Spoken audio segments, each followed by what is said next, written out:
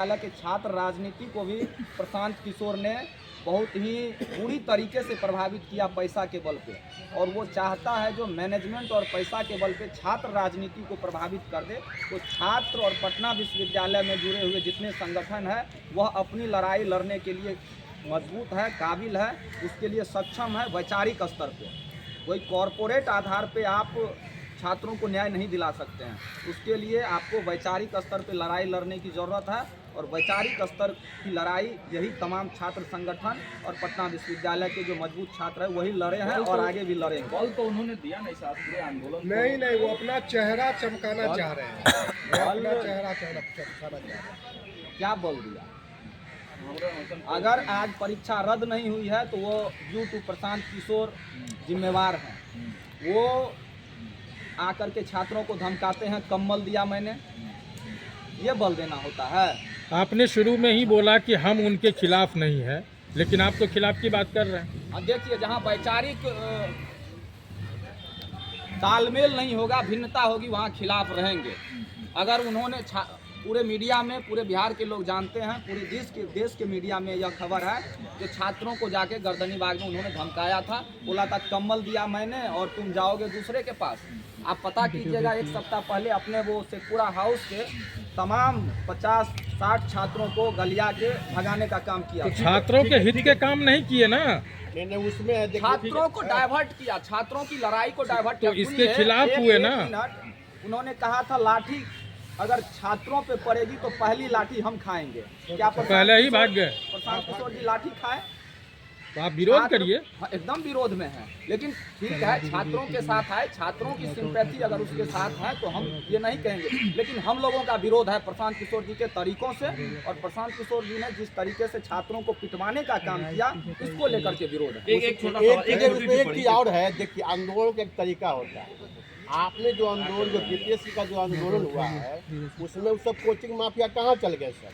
जो coaching mafia जो गर्दनीबाग बैठे हुए थे, सबका साथ घाट है वो तमाम कोचिंग माफियाओं का और सरकार का, दोनों का मिली भगत है। दोनों का कोचिंग जितने माफिया पटना में जो है, बड़े बड़े कोचिंग है, मैं किसी का नाम नहीं, जितने बड़े बड़े कोचिंग संस्थान पटना में उस तमाम का सरकार के साथ संबंध है। आप कोचिंग माफिया हैं, जो बड़े हैं, तो निजी संस्थान के खिलाफ हम लोग हैं। आप कोचिंग सरकारीकरण होना चाहिए, सभी बच्चों को पढ़ाई का मौका मिलना चाहिए। जो प्राइवेट कोचिंग संस्थान जो खुला हुआ है, उस सब के खिलाफ हम लोग। एक सवाल है गौतम जी, आपने नेता प्रतिपक्ष तेजस्वी यादव की बात की, तो नेता प्रतिपक्ष तेजस्वी यादव को जो छात्रों के साथ बैठना चाहिए था, उनके समर्थन में आना चाहिए था, कहाँ वो भूमिका कहाँ निभा पाए तेजस्वी जी? देखिए, हम जो बोले और किस संदर्भ में बोले वो हम क्लियर कर चुके हैं। और जहाँ तेजस्वी जी की बात है तो उनसे जाके पूछिए कि क्या आपने एफर्ट लगाया। लेकिन हम लोग जहाँ तक देखें, एक दिन गए थे धरना में, तो वहाँ छात्रों ने कहा जो इस धरना प्रदर्शन को हम लोग गैर राजनीतिक तरीके से संचालित करना चाहते हैं, तो शायद उन्होंने बोला भी। तो ठीक है, हमारी जहाँ भी जिस तरीके से मदद होगी हम करेंगे, तो हम इतना ही जानते हैं। और जो इस संदर्भ में हमने बोला, उस संदर्भ को आप समझिए कि प्रशांत किशोर जी धरना पे गए गर्दनीबाग, उसके बाद अनशन शुरू किए गांधी मैदान, और अनशन तोड़ रहे हैं आज गंगा किनारे। कभी भी अनशन का ये स्वरूप देखे हैं? छात्र युवा संघर्ष मोर्चा के बैनर तले आप तमाम मीडिया बंधुओं को मैं तहे दिल से धन्यवाद पेश करती हूँ। अपना बिहार और बिहार में जो छात्र युवा न्याय की तलाश में पूरी तरीके से शीत की लहरी, जो अभी शीत लहरी चल रही है, उसमें न्याय की तलाश में दर दर भटक रहे हैं।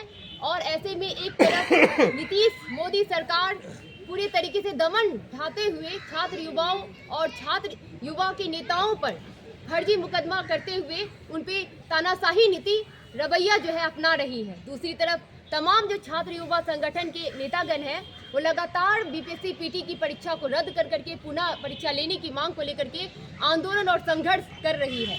आप देख रहे हैं कि मोदी नीतीश सरकार लगातार पिछले 10 सालों की अगर बात करें तो लगातार क्लर्क से लेकर के डॉक्टर तक की जो परीक्षाएं इतनी बड़ी प्रतिस्पर्धा वाली परीक्षा है, जिसमें प्रश्न पत्र लीक होने के मामले जो है पूरे तरीके से आए दिन आ रहे हैं। और बिहार जो है मुख्य भूमिका के रूप में एक तरीके से मौजूद रहता है। और हर बार की तरह बिहार इस बार भी पीटी परीक्षा में रद्द जो परीक्षा की मांग को लेकर के हम लोग कर रहे हैं, और तमाम जो सार्वजनिक साक्ष्य की बात कर रहे हैं आयोग की, हमें दिखाए कि किस वजह से रद्द हो तमाम सेंटरों की जो परीक्षा है, जहां की आप देख सकते हैं कि बापू सभागार जो सबसे बड़ा सेंटर जो है बीपीएससी 17 परीक्षा का केंद्र बना था, और उसमें 12,000 अभ्यर्थी शामिल हुए थे।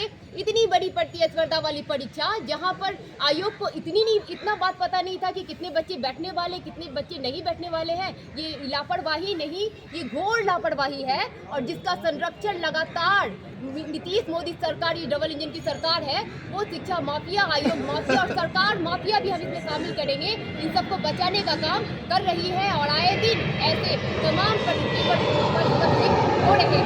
ऐसे में हम जो मांग करते हैं कि आप देख लीजिए सीसीटीवी कैमरा, जो सार्वजनिक तौर पर हम लोग मांग करते हैं कि आप दिखाइए कि अगर आप पाक साफ है तो सार्वजनिक तौर पर अगर सीसीटीवी कैमरा शामिल हम लोग के सामने होगा तो कौन सही सच बोल रहा है, कौन झूठ बोल रहा है, ये साफ हो जाएगा। लेकिन आयोग और सरकार को पूरी तरीके से साक्ष्य मौजूद है और वो बचाने का काम कर रही है। हमारी लड़ाई और संघर्ष जो है वो जारी है। हम ये भी कहना चाहते हैं, मोदी जी परीक्षा पर चर्चा बहुत करते हैं, और इस बीपीएससी पीटी की परीक्षा पर जो चर्चा है मोदी जी कब करेंगे, ये देश भर से सवाल उठता है। और